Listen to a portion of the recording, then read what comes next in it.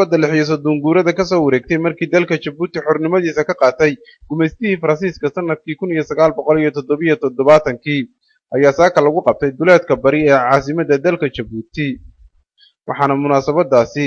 ka soo qayb galay madaxweynaha Jamhuuriyadda Jabuuti golaha xukuumadda ee Jabuuti gudoomiyaha baarlamaanka Jamhuuriyadda Somaliland mudane Cabdiraxmaan Cabdilaahi Ciro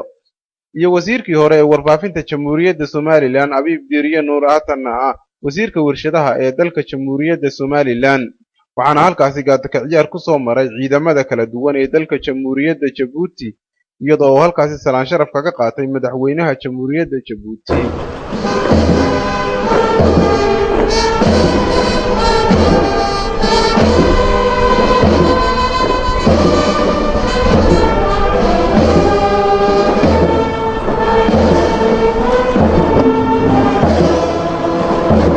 sidoo kale munaasabad ballaaran oo lagu qabtay qasriga madaxtooyada dalka Jamhuuriyadda Jabuuti ayaa waxaa halkaasi khudbad ballaaran ka soo jeediyay madaxweynaha Jamhuuriyadda Jabuuti mudane Ismaaciil Cumar Geelle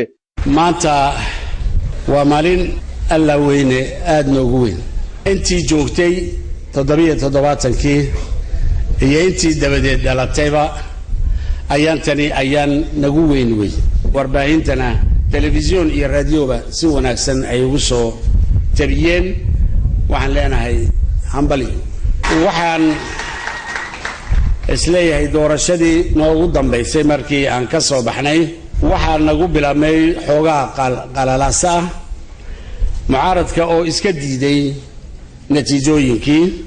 10 sano isaga oo ka maqan doorashada isaga oo meedaanka ka maqan ayuu haddana yidhi maantana iwaykan maantana waan cadhoonaya inuu sii cadhoonayna waa sii garanaynaa munaasabadaasi lagu qabtay qasriga madaxtooyada ka soo qayb galay kumanaan dad oo ka mid ah shacabka reer Jabuuti